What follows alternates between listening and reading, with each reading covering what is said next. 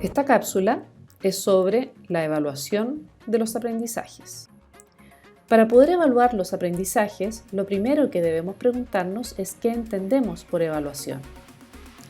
Si bien hay varias definiciones, consideraremos que la evaluación es un proceso, no un momento único, que observa, recoge y analiza información para reflexionar y emitir juicios de valor sobre esa información recopilada, que llevarán a la toma de decisiones de manera de mejorar el aprendizaje de los estudiantes. Cuando vamos a evaluar los aprendizajes, debemos hacernos una serie de preguntas que llevarán a tomar las mejores decisiones. La primera pregunta es, ¿para qué voy a evaluar? El objetivo que pretendo lograr es diferente. En primer lugar, está la evaluación diagnóstica, utilizada para evaluar conocimientos previos del estudiante sobre contenidos en particular, así como también podemos evaluar su disposición hacia la asignatura u otras capacidades necesarias para tener un buen desempeño en mi curso. Recordemos que el aprendizaje es significativo solo si hay un conocimiento previo al cual pueda anclar el nuevo. En segundo lugar, está la evaluación formativa, que se utiliza para ir entregando retroalimentación a los estudiantes en cuanto a sus aciertos y fallas, realizar remediales u otras estrategias. Y por último, está la evaluación sumativa, que tiene como fin la comprobación de resultados y el logro de objetivos, con el fin de calificar y certificar esos logros. Como pueden ver acá, la evaluación no es un sinónimo de calificar. Otra pregunta que debo hacerme es ¿quién va a evaluar? La responsabilidad de la evaluación no debe caer solo sobre el docente. Esa es la llamada heteroevaluación, sino que además hay un rol formador en los aspectos de crítica y autocrítica, al pedir que los estudiantes realicen la evaluación de sus compañeros, que es la llamada coevaluación. Y también, y no menos importante, el estudiante debe hacer la evaluación de su propio desempeño a través de una autoevaluación. ¿Cuándo voy a evaluar? Al ser un proceso, esto no puede quedar determinado exclusivamente al final del curso como un examen único. Debe haber múltiples momentos de evaluación, con distintos propósitos, como diagnóstico, formativo y sumativo, y con distintas modalidades e instrumentos, los más adecuados para evaluar los distintos aprendizajes de la asignatura. En ese contexto, una asignatura diseñada en base solo a 2 pruebas solemnes escritas y un examen sería una asignatura con un pobre sistema de evaluación, con escasa diversidad de instrumentos que entrega poco feedback y pocas posibilidades de mejora de esos aprendizajes. ¿Qué estándar voy a utilizar? Y esto se refiere a los criterios que se utilizarán para determinar si se lograron los objetivos planteados en el programa de asignatura. En algunos casos, es un criterio por norma externa, como por ejemplo los pasos de un lavado de manos según la OMS, o en otros, criterios consensuados con el cuerpo docente, o incluso criterios acordados con los mismos estudiantes al momento de elaborar rúbricas de evaluación de desempeño. Así tengo un criterio claro para poder entregar la retroalimentación al estudiante y puedo indicarle cuáles son las brechas que debe llenar. ¿Cuánto y qué voy a evaluar? Esto se refiere a la selección de contenidos y objetivos que se incorporará a cada evaluación. Se puede decidir evaluar un solo objetivo en una instancia evaluativa o puedo determinar que se evaluarán múltiples objetivos. Pero esa decisión se debe tomar de manera previa. Si la asignatura tiene muchos objetivos, tal vez requiera mayor cantidad de momentos e instrumentos, de manera que sean contenidos más acotados y más abordables por el estudiante. ¿Qué voy a hacer con la información? Esto igualmente tiene relación con el para qué. Si es diagnóstica, podría determinar realizar actividades remediales. En la formativa, podría entregar un feedback y en la sumativa, certificar. En todo caso, no son excluyentes. En el caso de la formativa o sumativa, puedo igualmente entregar el feedback y realizar un remedial, de ser necesario. El propósito final de la evaluación es que la evaluación sea para el aprendizaje y no solo del aprendizaje. Una vez que nos hemos contestado todas estas preguntas, podemos elaborar el plan de evaluación de mi asignatura. Pero para poder hacerlo, también debo tener en cuenta la naturaleza de mi asignatura. ¿Cuál es su propósito? ¿En qué ciclo formativo me encuentro? Los estudiantes deben demostrar conocimientos o habilidades simples o habilidades complejas en contexto real, porque dependiendo de eso son los instrumentos que deberé utilizar. Acá se observa la pirámide de Miller para la evaluación de las habilidades y competencias. En un primer nivel, en la base de la pirámide, asociado a ciclos formativos iniciales, están los conocimientos, donde el estudiante demuestra saber y saber cómo. Pero más arriba, hacia la cúspide de la pirámide, están los elementos más complejos, tales como el demostrar cómo y el hacer propiamente tal, que sería el equivalente al internado profesional. Y para cada cosa, el instrumento que corresponde. Nadie pensaría evaluar la rotación de internado con una prueba de alternativas, ya que ella es para niveles de conocimiento, pero no para nivel de desempeño en contexto real. Pero antes de que hablemos de instrumentos a utilizar, es importante considerar dos aspectos de validez de la evaluación que pensamos implementar: la validez de contenido y la validez instruccional. Ambas deben cumplirse para asegurarnos que estamos evaluando correctamente los aprendizajes. La validez de contenido se refiere a que los contenidos que abarca la prueba reflejan de manera adecuada los contenidos y actividades realizadas en clases en cuanto a la cantidad de tiempo dedicada y a la importancia y énfasis entregados, y que son coherentes con el programa de asignatura. Esta validez se asegura a través de la tabla de especificaciones e idealmente también a través de una verificación de jueces, en general los docentes del mismo equipo de la asignatura o también pudieran ser los coordinadores. Por otro lado, la validez instruccional se refiere a que la situación de evaluación debe ser similar a lo realizado en clases. Por ejemplo, no es posible realizar preguntas de aplicación si durante las actividades no se ha realizado este tipo de metodología. No hay validez instruccional si solo realizo clases expositivas y luego hago una prueba de casos clínicos esperando que el estudiante automáticamente transfiera la información y aplique el contenido. En este contexto, es importante considerar que hay dos líneas de evaluación, la tradicional y la auténtica.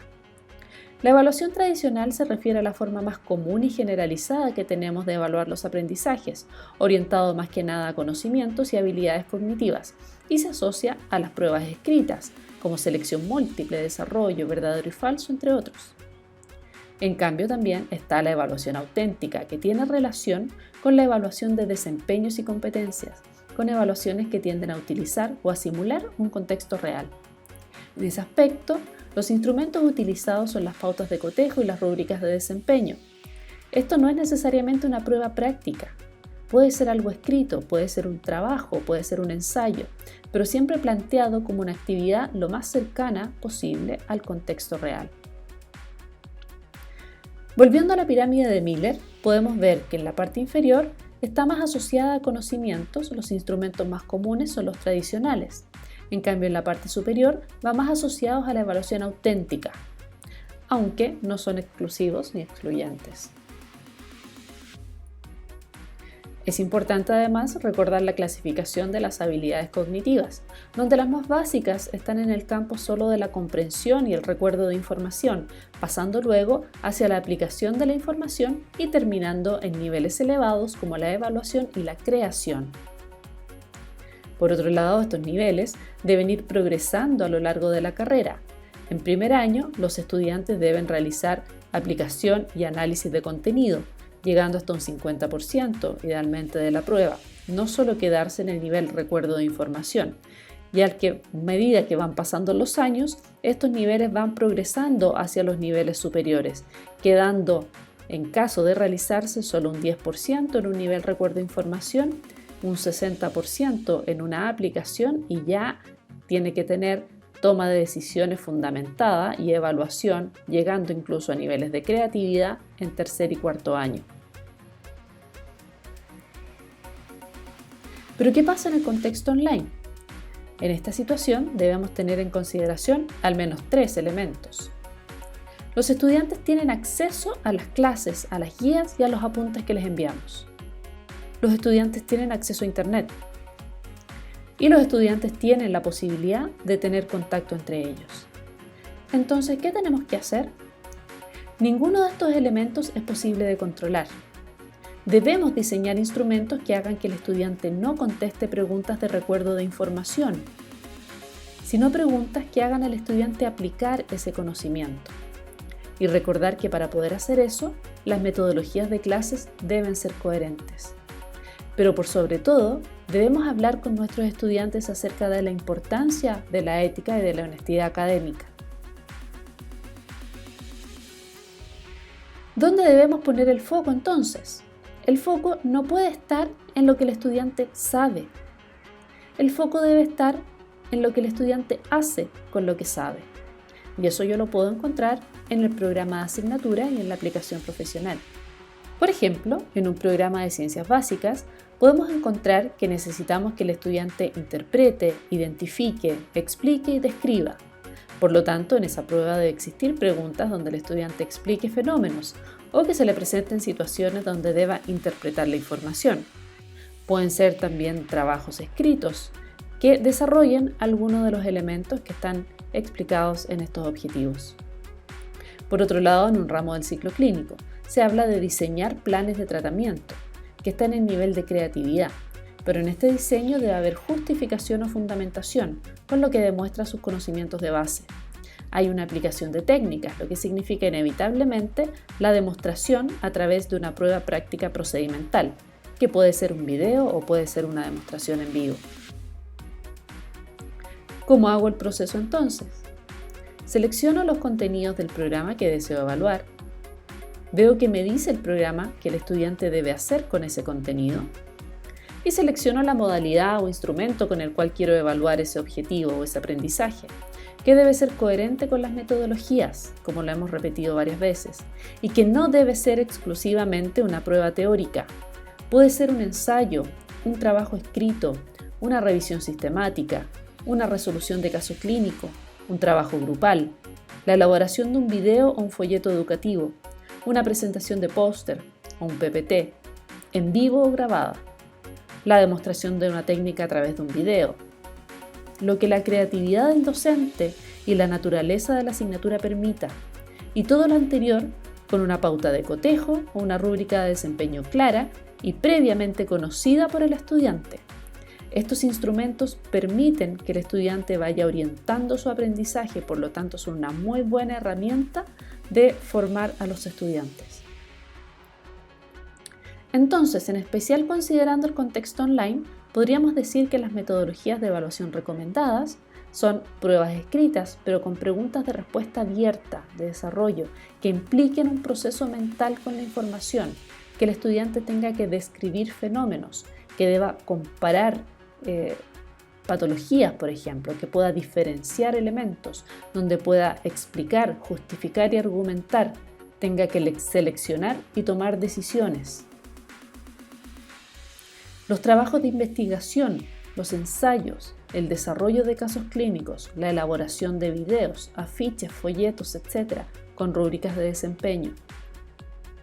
Y para aspectos que sean más procedimentales, los videos que demuestren una ejecución, a evaluarse generalmente con una pauta de cotejo.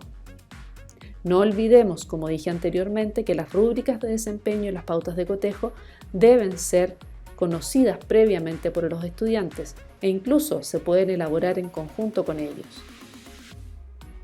Lo que no es recomendado son las pruebas escritas con preguntas de desarrollo que solamente pidan un recuerdo de información.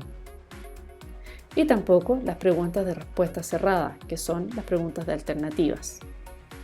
Como resumen, podemos decir, la evaluación es un proceso, por lo que debemos evaluar en distintos momentos, con diferentes propósitos y con diversas estrategias evaluativas que incorporen variados instrumentos, agregando un feedback oportuno que mejore los aprendizajes.